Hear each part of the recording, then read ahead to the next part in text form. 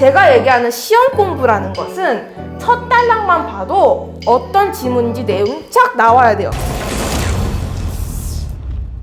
안녕하세요. 내신연구소 영어 담당 권기현 선생님입니다. 오늘은 망포고등학교 내신기출 분석에 대해서 말씀드리도록 하겠습니다. 자, 먼저 망포고등학교 내신기출 분석 목차입니다. 첫 번째, 망포고 시험의 난이도 다른 학교에 비교해서 얼마나 어려운지 한번 살펴보도록 하겠습니다. 두 번째, 교과서 연계 비율. 다른 학교와 다르게 망포고등학교는 교과서가 좀 많이 들어가기 때문에 교과서 연계 비율을 알아보도록 하겠습니다. 세 번째, 망포고 내신기출의 최신 특징 3가지 알아보도록 하겠습니다. 그리고 여러분들이 궁금해하실 만한 망포고 학습의 핵심과 점수 구간별 학습 방법에 대해서 말씀드리도록 하겠습니다. 자, 먼저 망포고 시험 난이도입니다.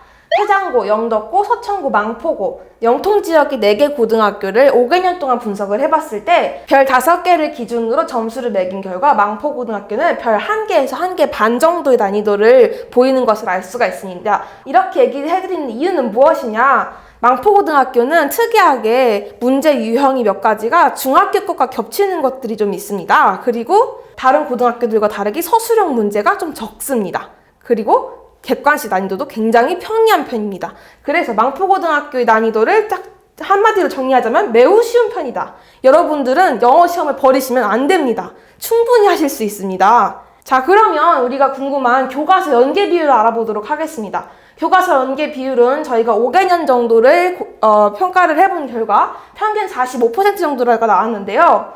저희가 1학년하고 2학년을 보시면 추세가 조금 다른 걸 보실 수가 있습니다. 2학년 같은 경우는 교과서가 더 높았었는데 21년도에 들어가면서부터 프린트, 모의고사 비중이 높아진 걸 보실 수가 있고요. 2학년의 경우에는 교과서 비중이 조금 늘고 프린트가 40% 정도로 떨어진 것을 보실 수가 있습니다. 둘 다 특이점은 무엇이냐? 다른 학교와 다르게 올림포스, 부교재 비율이 거의 없다는 것입니다. 아예 안 나오진 않지만 한두 문제 정도 나오고 나머지는 다 교과서와 프린트 중심으로 나온다는 걸 보실 수가 있습니다. 자, 그러면 이걸 바탕으로 망포고 내신기출의 최신 특징 3가지를 이야기해 보도록 하겠습니다. 첫 번째, 프린트 위주로 출제된다. 원래는 교과서가 조금 더 높았지만 요새는 프린트가 위주다. 프린트 지문이 그대로 출제돼서 유형만 바뀌어서 나오기 때문에 프린트만 꼼꼼히 공부하셔도 고득점 받으실 수 있습니다.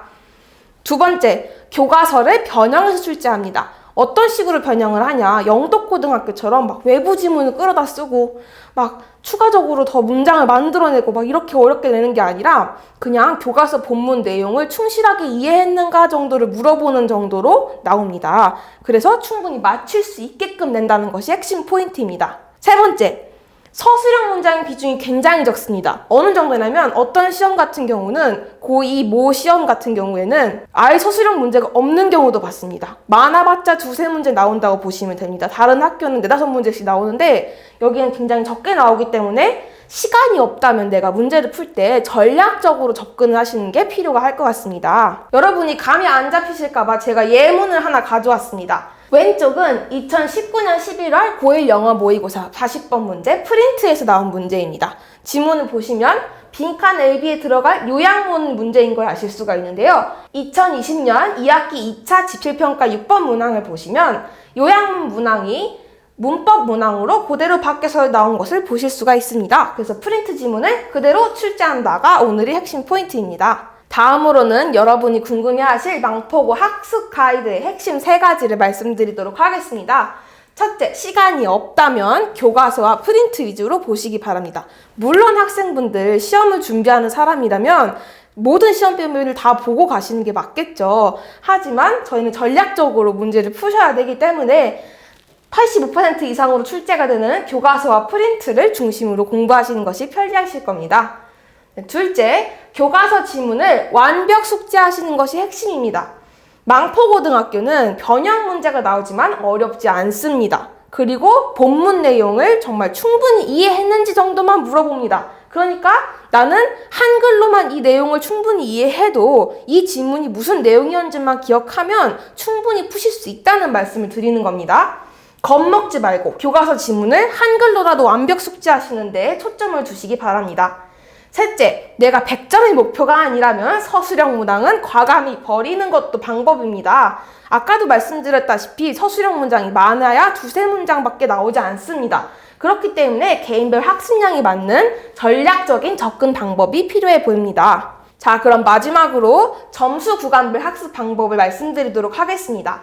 50점 미만인 학생분들은 모든 학교 공통적으로 다 기본기가 부족하신 분들입니다. 어느 정도로 기본기가 부족하신 거냐? 망포고등학교에서 50점 미만이 나왔다는 것은 영어 공부 자체를 체계적으로 해보신 적이 없다는 말씀을 드리고 싶습니다. 그래서 기본부터 차근차근 내가 지금 뭐 학교 시험범위 나오는 지문 내용을 공부를 해야겠다, 점수를 얼만큼 올려야겠다 이런 목표를 갖지 마시고 중학교 3학년까지 독해와 문법 과정을 차근차근 다시 밟아보시면서 기본기를 다지시는 것을 추천드립니다.